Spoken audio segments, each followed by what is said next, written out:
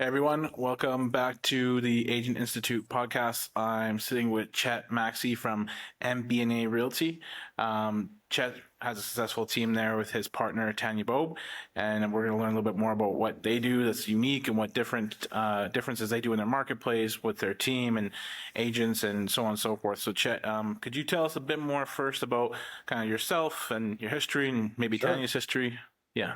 Yeah, so I grew up fourth generation here in Central Florida. We're a very ag based, community. Went to college, came back. My dad was a local politician, he's a county commissioner, also in an insurance firm. So I went to work for him. Worked for him for a few years, and then we decided to sell after the '04 hurricanes in 2007, 2008. And so I got into actually coaching. I was coaching in high school baseball here locally. Got into teaching as a result of it. Really enjoyed that. But if you've done teaching or if you've been in sales, you know that it's hard to survive off of $31,000 when you're used to making a lot more than that. So I got back into sales and actually took a job doing fundraising for 10 years. And so I would go around and work with high school and youth and community sports programs. And help them raise funds. And then I would just take a percentage of the sales as my commission or compensation for that. So it's amazing to me how fundraising and real estate are very similar. After that, I wanted something to get me back in the community. I spent 10 years traveling up and down the east coast of Florida, a couple hours away from my house. And so I had a young family. I just wanted to kind of, get closer to home. So I got back into insurance for a time being. For a little bit, and then Tanya and I met, and we just kind of fell into, here I am in the real estate industry. So Tanya has a medical background, so her family moved here from Puerto Rico. Her mom was one of the first therapists in the area for physical therapy, and she just kind of grew up in that. Her mom was one of the ones that stayed, and she was so efficient or good at running the facilities there that the hospital ended up signing her on a contract to run 5 of their therapy centers. And so Tony grew up in that. Then she got into medical sales, and then she got into real estate about 8 years ago, and that's how she got in. And she was actually my agent, so that's how I met her. So she must have been pretty good at her job then, if you got into business there. She was. We were at a 4th of July. Cool side story. It was 4th of July. I was with a buddy of mine. We're out on the boat, and he gets a call from one of his daughters are friends with her daughter, and so he gets a call. Hey, I saw you guys out on the lake or whatever. Come over and go swimming. So we go over there. I don't know anybody. I meet her. It's 4th of July. We're hanging out in the pool at her parents' house, and I was telling her about, I'm thinking about purchasing a house on, the lake here, yada, yada, around the lake. And so she's like, oh, well, cool. Yeah, I know that house. Let's go see it. I'm like, yeah, let's go see it. Yeah, sure. Let's set up a time. She goes, no, let's go right now. And I was like, wait, right now? I'm in a bathing suit. I don't have a shirt on. So she's like, here, she hands me a towel, tells me to throw my shirt on. Next thing you know, I'm hopping in her car and we're going to look at this house on the 4th of July. And I was like, man, this is kind of cool. And so that's how we met. And then I just really liked her drive and initiative. We see things eye to eye on a lot of things, and we trust each other's strengths and weaknesses, and we complement each other very well. So, it's just a natural fit when we decided to get into real estate. So, did you buy that 4th of July house? First of all, everyone's got to know that. I did not. It just came back on the market, and no, I had to drag her through the woods and the swamps for a year before I finally bought something. I think I came out a lot better in the end, because the place I bought is probably considerably more valuable than what they just listed that first house for. Okay, good. You came out ahead. You got you a good deal. Absolutely. Something that you said there, I was going to ask you about. How do you find that the fundraising industry or like that workplace is similar to real estate? In what way is that similar? Sales is sales. You learn, especially in coaching, man, they are tough. So, if you can convince a coach everybody's fundraising, right? So I tell our agents all the time, look, when we have a lead come in and they have gone on to Google, and they have specifically typed in homes for sale in Sebring, Florida, that's an Right. intentional thing. They're looking for real estate. It's like pulling onto the car dealership, right? If I'm driving on the car dealership, getting out looking at vehicles, I'm looking to buy a vehicle. Might not be right now today. It might not be with that sales guy that comes out to me, but I'm not on there. I'm not at the dealership for no reason. So coaches are the same way. They all do fundraising, and my job was to go in and I have to pry out of them or through conversation and relationship building, get out of them what they're doing, what their needs are, what their goals are. Can I help them? Do they need help? There's a lot of coaches that think, coach, doing pretty good. You don't need my help, and then there's a lot of coaches that do. So it's very similar in that developing that relationship. Coaches are great at bargaining. They will nickel and dime you, or they always want the best deals. It's just like working with a lister. Someone's looking to sell their home. They're always wanting the best deal, and can you do it for this percent or that percent? And so I just found it transitioned really well. If you can convince a coach to trust you, to work with you, and to put his program and the needs and the goals of his program financially in your hands to help him with that, you can convince a seller, to sell their home or a buyer that this is the right one for them. So You're probably in more real estate related conversations and coaching conversations, like absolutely, it's probably a higher volume in real estate, right? Yes, absolutely. Yeah, that's interesting. I was actually a coach, like I actually coach rugby myself too. So you're Awesome. saying you were a baseball coach before. So that's something that I lean on in my experience and like education that I had through like how to coach the sport and how to coach for understanding and all that. And I use that with our team now, a lot of it. Like I didn't Yes. learn how to teach people in real estate. I learned that through coaching rugby and like the different levels you have to achieve to get coaching accreditations and stuff like that. So do you use much of your baseball coaching background when coaching your team now? Absolutely. I think the biggest thing to overcome is it's easy when you're a coach. Your mindset's easy when you're a coach and you're coaching teenagers, and Right. you're in your 30s or 40s and you're coaching teenagers because they look up to you. I think the hardest kind of that mindset to get is, now I'm coaching people that are my same age. We have some younger agents that come in, but and it's just like, oh no, it's the same principle. I mean, you just use the Mhm. same principles to apply, but it's just kind of overcoming that. Oh yeah, this is kind of the same relationship, and kind of how to build. It's very similar, and that's really what I've kind of leaned on the last year or so, and especially in the last 6 months since joining Reside. Right, right. So what do you find when agents on your team like they have most common struggles with, or something that you feel that they have as like the biggest learning curve, either starting new or starting new on the team when you have to reteach them certain things? Yeah, our approach to hiring initially, and this is going to lead into the answer for that, was, man, we'd have a new agent come in. Great, we'll train you how to do it and we'll teach you, right? We didn't ask the questions about, okay, well, what's your experience, and tell them, hey, it's going to be difficult. This is what you're going to have to do. All the things we talked about on our leadership call earlier today, and so I think when you're coming into that, I think the biggest struggle that you find is, well, really probably, and I assume you'll agree with this, is call reluctance. Hmm. People can come in and they say, "Oh yeah, I'm eager to learn, I'm eager to go." The successful teams are doing what the unsuccessful teams aren't doing. I mean, it's no secret. I mean, if you really want to see what the biggest teams are doing, it's lead based. You're calling leads. Um, you're working on that, unless you live in a small community. Like we have a small community here, and so we have a lot of sphere influence, but it's Right. hard for a young person that's getting into real estate to really lean on their sphere and make enough money to be able to survive and pay the bills in the first year or so. Hmm. So you've got to be hungry, you've got to be willing to come in and do the hard things.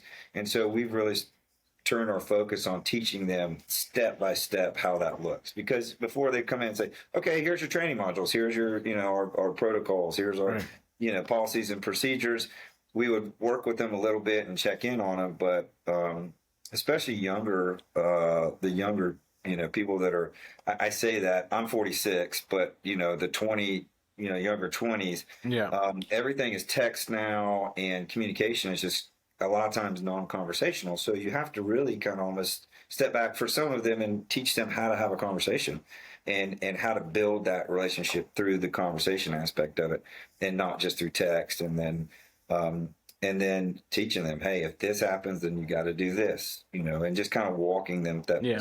through step. Yeah, when I started real estate, I was 22, and call reluctance was probably my biggest thing. So Yeah. it was, I'm 31 now, so 22 is not too far back, but call reluctance is even then, texting had just been getting popular. Social media was starting to, was really taking off, but I was terrified of picking up the phone, like absolutely Me too. terrified. And I don't think I knew what to say. I didn't know what to say. I had no idea what to say.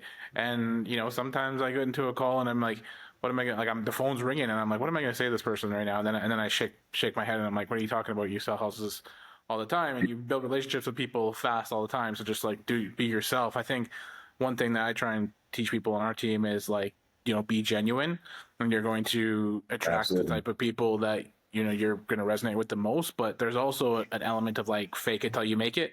So Yeah. when I was 22 and I started, I had never even rented a house, never mind sold a house or whatever, right? So when I bought my own house, it was it was a lot of conversations like that helped me build like trust and authority with people, even though I Yeah. had never bought a house, right? So it was that kind of stuff I talk to the team about a lot, about training them and giving them that tidbits. But I feel like that objection or like that learning curve you're talking about is solo agent, team. It doesn't matter when you're new Exactly. or it hurts. I'd Yeah. say that's one of the biggest contributors to people like failing out of the business in that first 2 years. Like that first 2 years is so hard, right? And how do they That's get in front of absolutely. people? I saw a study not long ago. I think they said 85% of agents get out in the first that's two years or Two whatever. years, yeah, Yeah, 2 years that one. and the main reason why they get out is because of call reluctance. They're Yeah, just terrified to pick up the phone. We train our agents. One of the first things I tell our agents, especially the younger agents, is if you can understand the psychology of why we're doing what we're doing, and if you can kind of get over a lot of those fears, because they have these fears built up. I don't know what to say. I don't know what to do. And I'm like, listen, these people are coming to us. They are looking for us to help them. I know mm, that doesn't always come across on the phone because when the phone rings and they hear us, start the conversation with them, they're thinking yeah, salesman, salesman, salesman. So they're like, whoa, whoa, whoa, putting up a wall. But you have to understand, if we can train our mindset to how we approach the call. It goes back to fundraising. When I first got into fundraising, I had a full script. It was like 18 pages, and I've actually developed one for our team. It's not that long, but it's like 6 pages of, hey, here's what we say, why we say it, and if they can understand the mindset of why we're doing what we're doing and we're asking this question, it kind of puts their fears down. My boss told me when I got into fundraising, he's like, Chet, for me, we're kind of that country, all shucks kind of, mentality. So he's mm-hmm. like, just say all shucks about 15 times before you walk in to talk to a coach. He's like, it's going to calm your nerves. This is going to kind of, okay, coach, yeah, so what are you doing? And, it just helps you to kind of calm things down and understand the mindset of it. And then I had a script, and he's like, learn a script, stick to the script. Don't deviate from the script. And he's like, until you get really good at it. But then when you Yeah, get really good at it, you realize, well, I don't need to deviate from the script because the script works. Or I'm just changing little things on it, from there. So, we try to focus on that with especially the new agents or the young agents is, mm-hmm. you can text and all that stuff, but you have to have a relationship with that person if you really want Mm-hmm. to, get anywhere meaningful with them. And that starts by picking up the phone and calling. Yeah, 100%. With your scripts, do you use anything like in particular that anybody could like listening to this could adopt right away? Like we, for example, we lean heavily on LP Mamas and Ford.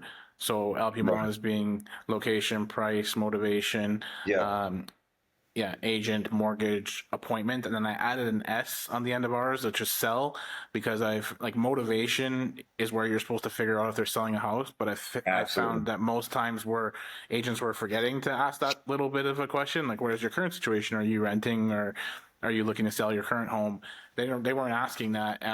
They were just figuring out why they wanted to move, which is good. It was all good information. So I added cells. I made mine LP Mamas at the bottom to make sure we get that, and then we use Ford to build like, so that's like the LP Mamas I say is the information we need to do the job and to service Absolutely. them, but the Ford is how we win them over. That's how we get to the heartstrings, and that's how we gain repeat referrals. So family, occupation, recreation, and dreams.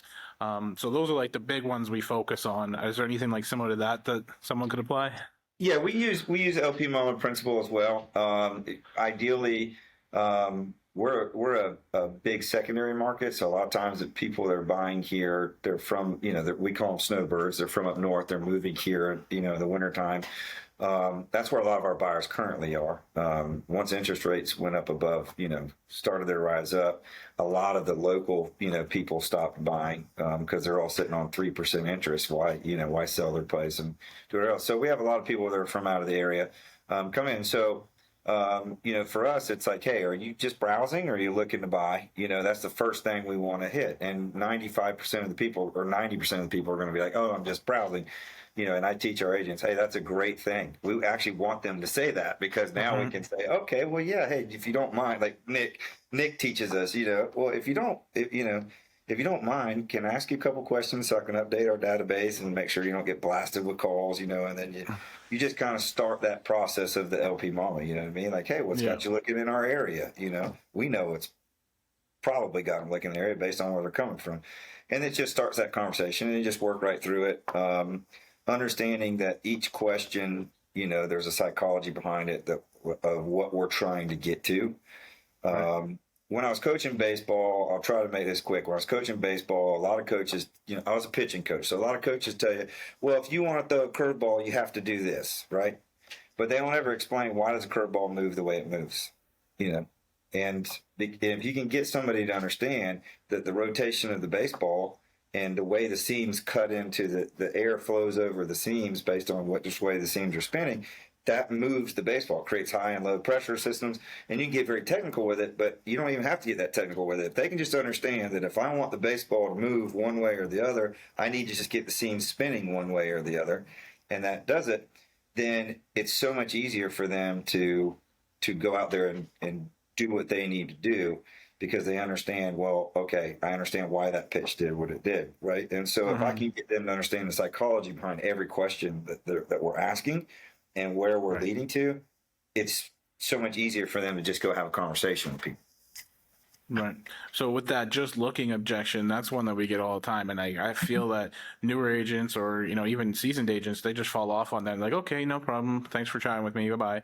And it's just like, no, like push through that one. Just looking doesn't mean, hey, I'm going to hang up on you. It just means, hey, we're just looking. It just basically means that we don't want to be sold, right? We're not here to get forced into a sale or whatever, and we're not going to buy right now.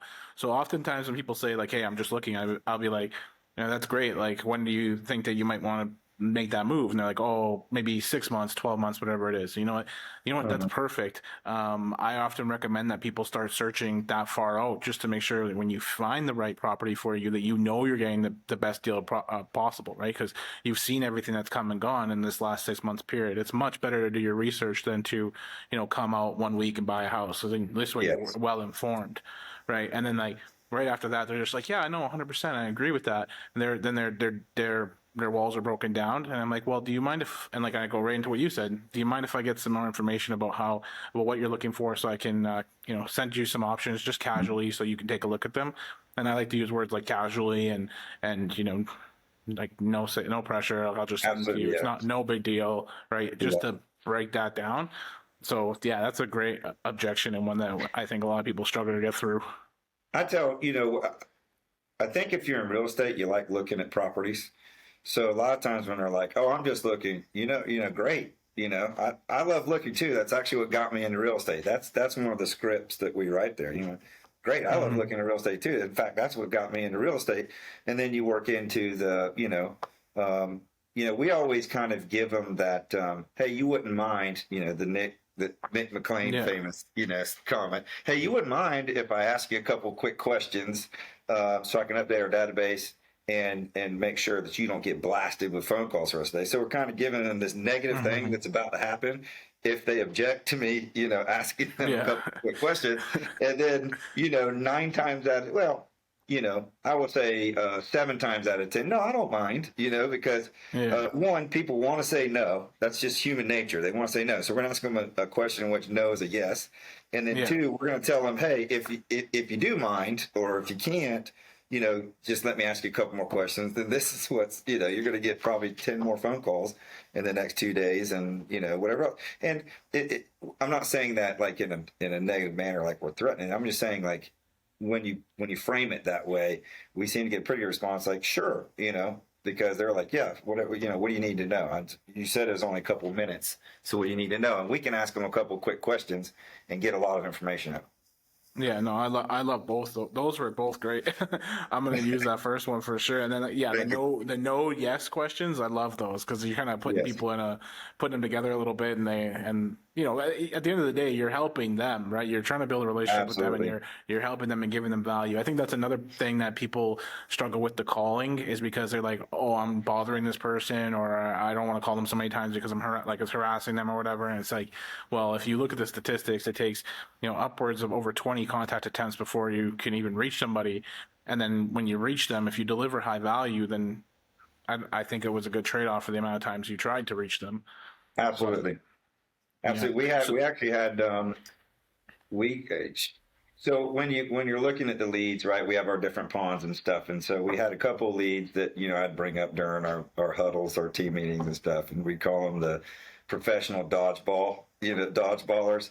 Because, man, we had called them 30 something times, and we've texted them, and we've tried everything, and they just wouldn't answer. And then one of our agents actually got a hold of the person the other day. I think on the 37th phone call, they answered, and it's probably totally by accident, but they just worked their way through the phone call. And the girl was about to hang up, and then they said something funny that kept them on phone. Anyways, they're going to show homes to her this weekend. So it's like, don't give up. You know what I mean? It might take 100 phone calls, but, eventually they will answer. You'll catch them, and then trust the system, because the system works. It's nothing. It's nothing that I've come up with or that you've come up with. We're all professionals, and we're all being given and taught kind of the same, principles. And so what works. And so we just take and put our own little touch on it, but we all borrow from, man, I really like that. Or, hey, I like that too. I think I'm going to implement that, and this and that. You and I, when we were talking with Nick about money time and, kind of how we run our ponds and this and that, there's cool things that you said, he said, like, oh, I'm going to implement that, and so, you just got to, be persistent and just keep it up. And that's probably another challenge, especially with new agents. It's like, don't give up, just keep going. You'll give it's a rip off and deploy. Like, sales is all rip off and deploy, and it doesn't matter if it's real estate or whatever it is, right? It's just, and that's what I'm hoping that we're able to, because somebody gave us this information, and I'm hoping that we're able to give this to somebody else, and then hopefully that serves them well. I wanted to ask you about the uniqueness of your marketplace. So you're saying that it's a snowbird, kind of everyone comes in there. Would you consider that similar to like a relocation marketplace, like somewhere that's having like a high amount of people relocating to it? The last couple of years, with COVID and with some of the shutdowns and stuff in some states, we certainly have seen a big influx of relocation. People that would normally be looking here as like a secondary home, a winter home, are now, they're moving here full time. Then they'll still keep a place or sell their place up north, buy something on a lake, and then they go back up there for the summer, for a couple of months. It's kind of flipped. We also are a market that a lot of investors are starting to come into now, because we're still kind of one of the last areas of, well, I say last areas, but we're one of the bigger areas of kind of bang for your buck. Okay. Where we, our average home sale is probably $230,000, $225,000. We have properties that are in the millions, but those are few and far between. But our average sale is probably 230, 240. Where if you drive just 30, 45 miles either direction of us, we're right in the center of the state. Their average home price is probably 350. So people that have lived in Miami and they missed the first run in 2020, and they're like, okay, now we're ready to get out. They come up here because they can sell their 3.2 in Miami for that's 1,800 square feet for 550,000, and they can come buy a 3,000 square foot home here for 350. And so it's like, oh, it's Mm-hmm. great. Still stick a couple hundred thousand in our pocket. So yeah, we're a unique area. It's good in that we stayed really busy, but it's not necessarily, we've got to sell 2 homes for every one that they're Yeah. selling, on Yeah, the to make up coast. the dollar. Yeah. Yeah. So what are some of the tactics you do to like attract these relocation people to, MB&A? We just, very early on, we knew that technology was super important and that social Mm-hmm. media was super important in lead gen. So we wanted to start when we started the brokerage. We wanted to come in and just really try to be in the forefront of, the leads and technology here in our area because our area was still kind of antiquated. A lot of it was just who and your personal sphere and all that. And so we just invested, man. We've probably tried everything that you can think of, every lead source that you can think of over the last, 3 years. And we just kind of honed it down from there, and gone from there.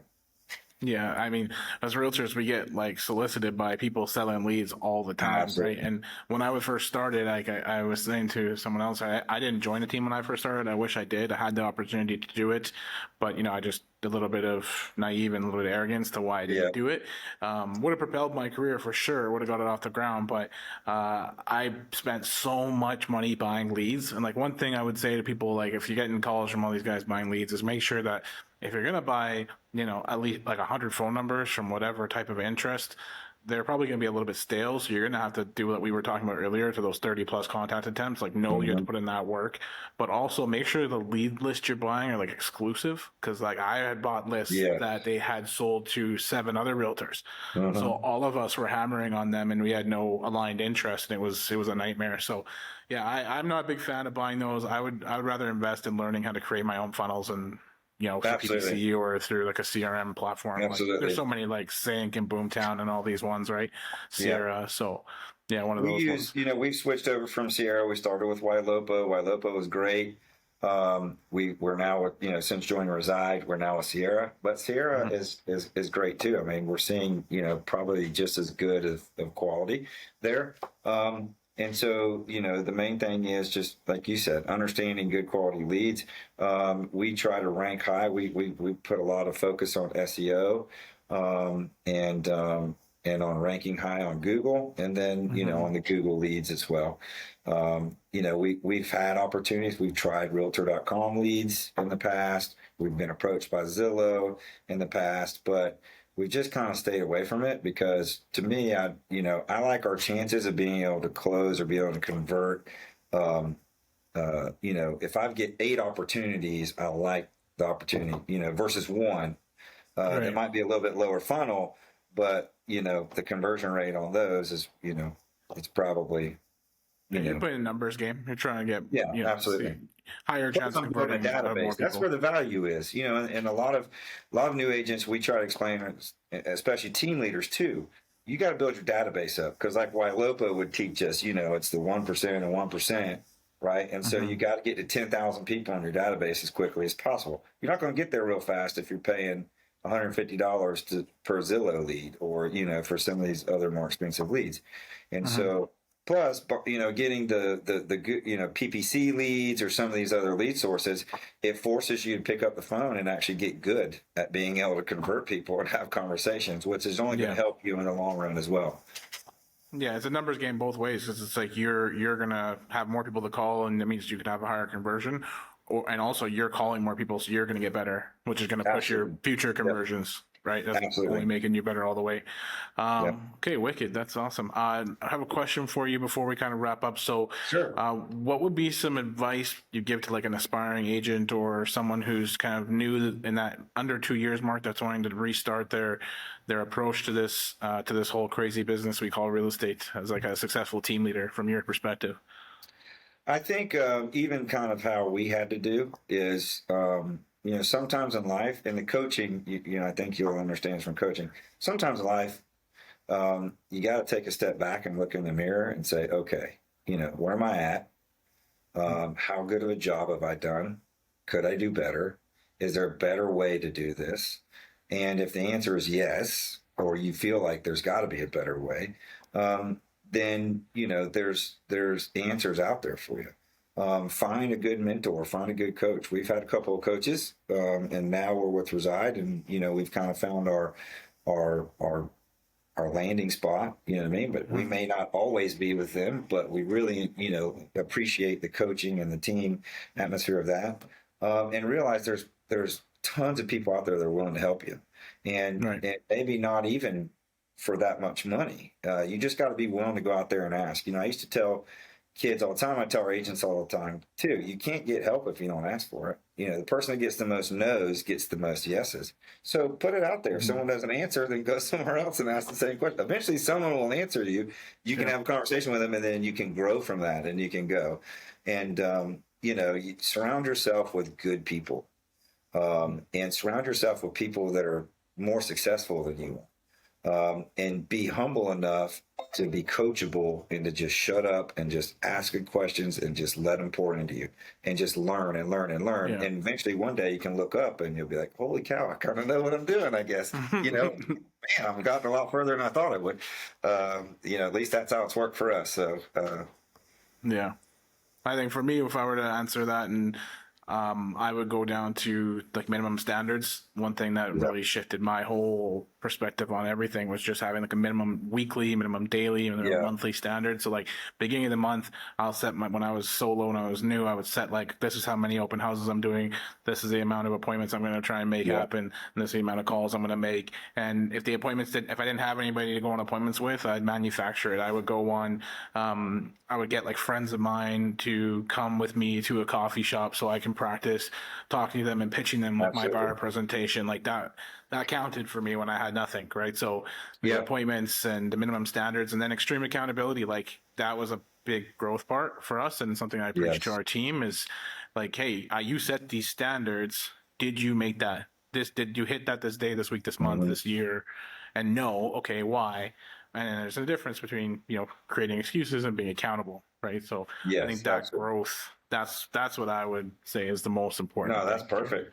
That's perfect. We just did a training on how to structure your day, how to set up your week, how to think about these things. We are always harking on finding accountability partners. Just the other day, that is super important. Even as leaders, I've constantly got to go back and reevaluate how I'm doing. I love that. That's something that we've learned just in the last, what's the minimum standard that you need to, make sure you achieve every day in order to hit your mark. Minimum standard of daily activity. And then you've got to every day, at the end of the day, okay, did I do it? Did I do that today? If not, okay, I'm dang sure going to do it tomorrow.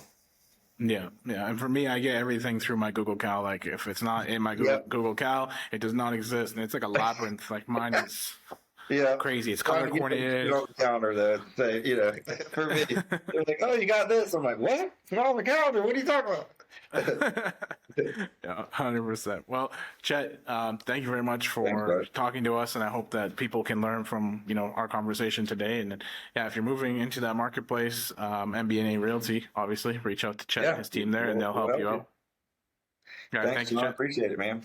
And thanks for all your your knowledge and what you've kind of brought in, especially, you came in a month after we did to Reside, and I always love your approach to things and kind of, listening to, what you have to say and kind of how you look at things. You can learn a lot. Appreciate it. Thank you. Probably. All right, man. Thank you. See you later. See you.